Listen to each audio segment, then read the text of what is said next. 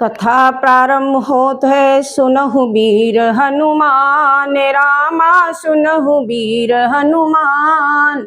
आसन आए विराजिए, तेज पुण्य बलवान, सियावर रामचंद्र की जय, पवन सुत हनुमान की जय। कथा प्रारंभ होत है, सुनो वीर हनुमान, आसन आए विराजिए, तेज पुण्य बलवान, सियावर रामचंद्र की जय।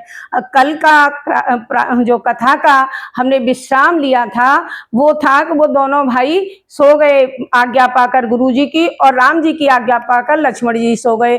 तो जब मुर्गा बोलता है उस समय मुर्गे की आवाज सुनकर के लक्ष्मण जी जगे सबसे पहले, और राम जी जगे फिर अपने गुरुजी से पहले दोनों भाई जग गए। और जगने के बाद उन्होंने क्या किया, अब ये आगे सुनिएगा। उठे लखनु नित विगत सुनी, अनुशिखा सुनि कान। मतलब अनुशिखा माने मुर्गे की आवाज को, धुन को कान में सुनकर दोनों भाई जाग गए। श्री रामचंद्र जी गुरु से पहले जाग गए। आप जाते हैं। सकल सोच करी जाए नहाए, नित्य निभाई मुनहि सिर नाये, समय जानी गुरु आए सुपाई, लेन प्रसून चले दो भाई। प्रसून माने फूल। इसके बाद सब सोच क्रिया करने के उपरांत उन्होंने जाकर स्नान किया, फिर संध्या वंदन किया, फिर संध्या अग्निहोत्र आदि आदि करके सुबह की जो क्रियाएं होती हैं वो सब करने के बाद नित्य कर्म का निर्वाह करके उन्होंने मुनि को मस्तक नवाया। और पूजा का समय जानकर गुरुजी की आज्ञा लेकर दोनों भाई प्रसून लेने के चले गए, मतलब फूल लेने के लिए चले गए। भूप बागु बर देखे उजाई, जहां बसंत ऋतु रही लो भाई, लागे बिटप मनोहर नाना, बरन बरन बर बेल बिताना। उन्होंने जाकर राजा के सुंदर बाग को देखा, जहां बसंत ऋतु लुभा कर रह गई है। उसमें तरह तरह के मनोहर वृक्ष लगे हैं, रंग बिरंगी उत्तम लताओं के मंडप छाए हुए हैं और सुंदर सुंदर फूल लगे हुए हैं।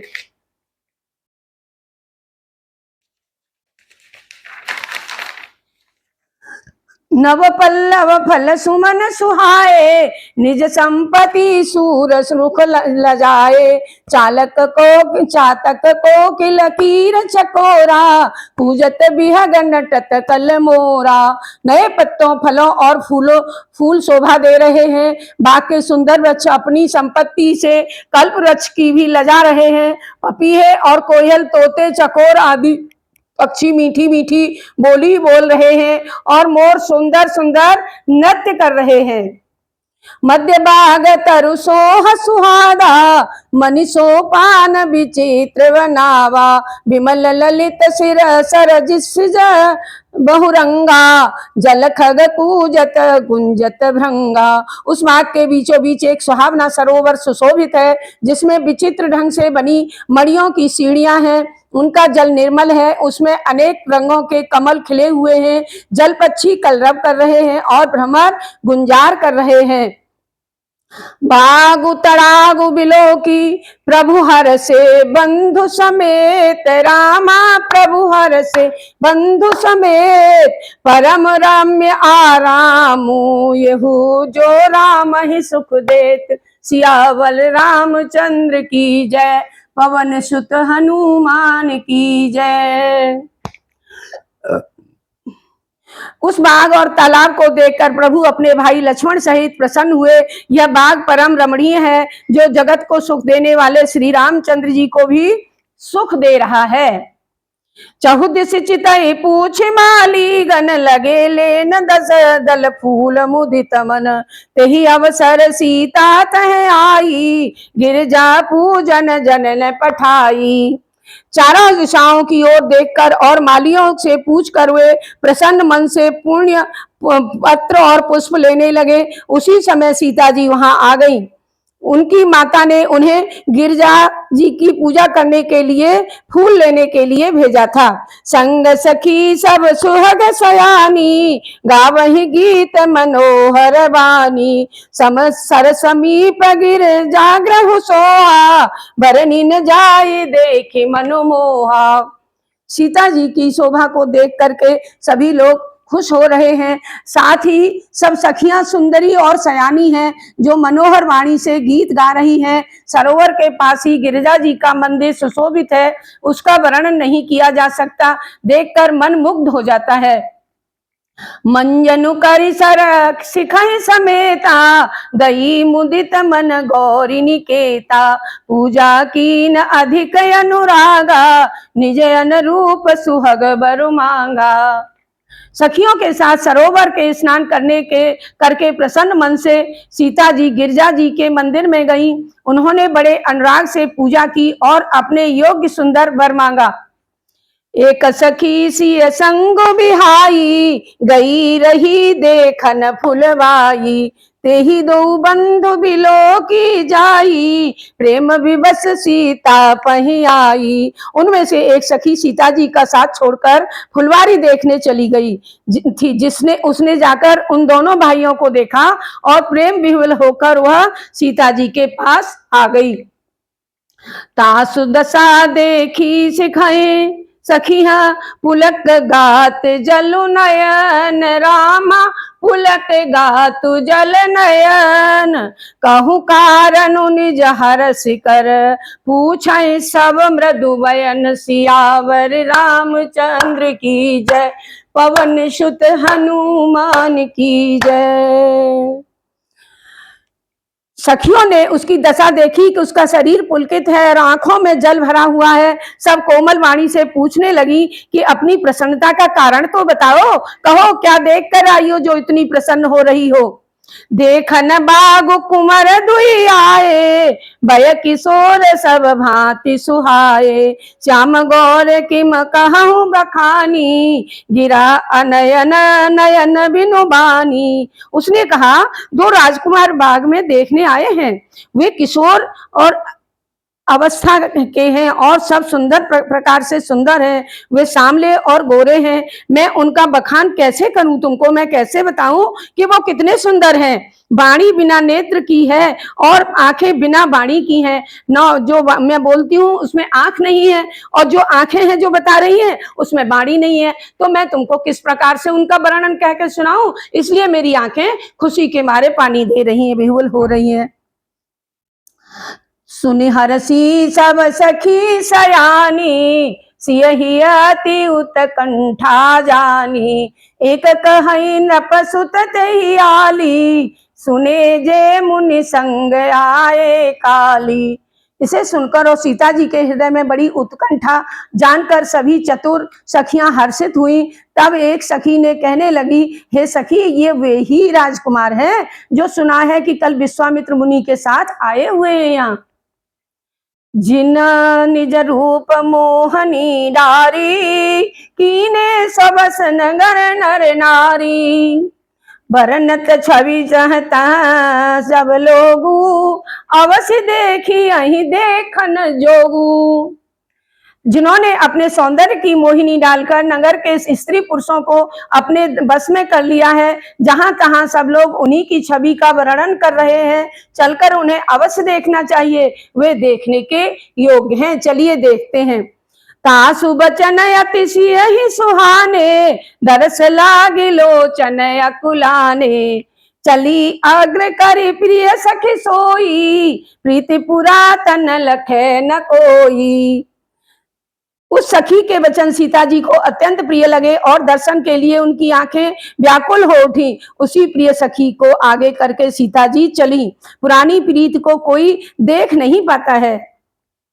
सुमिर सिय नारद बचन, उपजी प्रीत पुनीत, रामा उपजी प्रीत पुनीत, चकित बिलोकत सकल दिशे, जनु सुभ्रगी समीत, सिया रामचंद्र की जय, पवन सुत हनुमान की जय।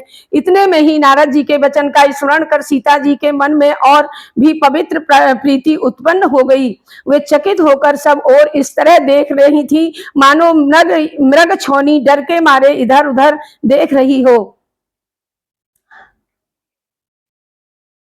जैसे मृग को खुशबू आती है लेकिन वो जान नहीं पाता है कहाँ से आ रही है, तो मृग जो है चारों तरफ घूम घूम के देखता है कि खुशबू कहाँ से आ रही है। वैसे ही सीता जी चारों तरफ निहारने लगी कि वो राजकुमार हैं कहाँ।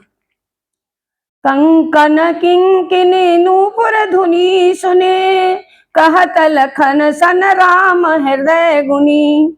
मानहु मदन दुंदुभी दीनी, मनसा विश्व विजय कह कीनी। हाथों के कंकड़, करधनी और पायल के शब्द सुनकर श्री रामचंद्र जी मन में विचार कर लक्ष्मण से कहते हैं, इस ध्वनि से प्रकट होता है कि मानो कामदेव ने विश्व को जीतने का संकल्प करके डंके पर चोट मारी है। जब उनकी करधनी और कंगन की और करधनी की और पायल की आवाज होते, शब्द होते, उन शब्दों को सुनकर रामचंद्र जी मन ही मन विचार कर लक्ष्मण जी से बोलते हैं कि इस ध्वनि को सुनकर ऐसा प्रकट होता है कि मानो कामदेव ने विश्व को जीतने का संकल्प करके डंके पर चोट मारी है क्या, ऐसा मुझे महसूस हो रहा है। अस कही फिर चितये ते ही ओरा, सिय मुख ससिन भये नयन चकोरा। भये बिलोचन चारु अचंचल, मनहु सुखिच निमित जे दृंगंचल। इतने कहकर श्री राम जी ने फिरकर उस ध्वनि की ओर देखा। श्री सीता जी के मुख रूपी चंद्रमा को देखने के लिए उनके नेत्र चकोर बन गए, सुंदर नेत्र स्थिर हो गए, पलक नहीं मार रहे हैं और स्थिर होकर के सीता जी को देखे ही चले जा रहे हैं, टकटकी लगाए हुए हैं। मानो जनक जी ने के पूर्वज निमि ने लड़की दामाद के मिलन प्रसंग को देखना उचित न समझकर सकुचा कर उनके पलकों को छोड़कर चले गए हों, जिससे श्री रामचंद्र जी के नेत्रों का पलक मारना ही बंद हो गया हो। देख सी शोभा सुख पावा, हृदय सराहत बचन न आवा। जनु बिरंच सब निज निपुनाई, बिरंच विश्व कह प्रकट दिखाई। श्री राम जी के सीता जी की शोभा देखकर बड़ा सुख पाया, मन ही मन वे उसकी सराहना करने लगे, किंतु मुख से कुछ कहते नहीं बन रहा था। वह शोभा ऐसी अनुपम है मानो ब्रह्मा ने अपनी सारी निपुणता को ही रूप देकर उनके सामने प्रकट कर दिया हो। देखिए ये बंध जन्म जन्म का बंधन है, ये पूर्व जन्म की किसी को भी याद नहीं होती है कि कौन प्रिय था और कौन प्रियसी थी। प्रियसी का और प्रिय का किसी को पता नहीं होता है, लेकिन जब अगले जन्म में आकर के पूर्व जन्म को छोड़ के जब मिलते हैं तो आंखें बता देती हैं कि यही हमारा पूर्व जन्म का साथी है, और उनकी शरीर की व्याकुलता बता देती है, उनकी मन की चंचलता बता देती है, उनके भौरे और चकोर की भांति उनका लगाव बता देता है कि यही प्रिय पिछले जन्म के प्रिय और प्रियसी हैं जो इस जन्म में आकर के मिले हैं। तभी जान जाओ कि यही हमें फल भगवान ने दिया है, प्रभु ने ही भेजा है, और आज इतने दिनों के बाद आज मिलन किया है। जैसे श्री भोले बाबा का और पार्वती का किया, जैसे राम और सीता का किया, उसी तरह से आम जनता में हर किसी का मिलन इसी तरह होता है, और सबके अंदर संवेग उत्तेजित होते हैं, संवेग आते हैं, सब भावनाएं आती हैं, चकोर और भौरे और चकोर की भांति वो भी इसी तरह बेहुल हो जाते हैं। सुंदरता कहूं सुंदर कराई, छवि ग्रह दीप शिखा जनुवरई। सब उपमा कवि रहे जुठारी, के ही पटे तरहु विदेह कुमारी। सीता जी की शोभा मूर्तिमान सुंदरता को भी सुंदर करने वाली है। वह ऐसी दिखती है मानो सुंदरता रूपी घर में दीपक की लौ जल रही हो। अब तक सुंदरता रूपी भवन में अंधेरा था, सीता जी के अनुपम सौंदर्य की दीप शिखा को पाकर अब वह पहले से भी अधिक जगमगा उठा है।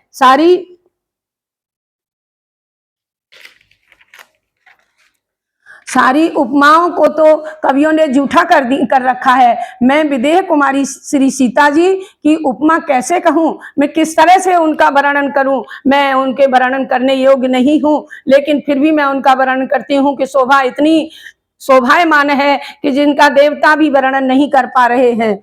सिय शोभा ही बरनी प्रभु, आपनी दशा विचार रामा, आपनी दशा विचार। बोले सुचि मन अनुज सन, बचन समय अनुहार। सियावर रामचंद्र की जय, पवन सुत हनुमान की जय। आज सीता जी का मिलन हो गया। मन ही मन सीता जी की सुंदरता का वर्णन करके और अपनी दशा को विचार कर प्रभु श्री रामचंद्र जी शुद्ध मन से अपने छोटे भाई लक्ष्मण से समयानुकूल वचन बोलते हैं। ये वचन हम कल सुनाएंगे। आज की विश्राम कथा का यहीं लेते हैं। और आप सबके लिए मेरा बारंबार प्रणाम, सभी राम भक्तों को मेरा प्रणाम, सभी मेरे मित्रजनों को मेरा सादर नमन और सभी को बहुत बहुत शुभ आशीर्वाद। जय सिया राम, जय जय सिया राम। कथा विसर्जित होते सुनऊ वीर हनुमान, आसन आए जाए विराजिए, तेज पुण्य बलवान। सियावर रामचंद्र की जय हो भगवान।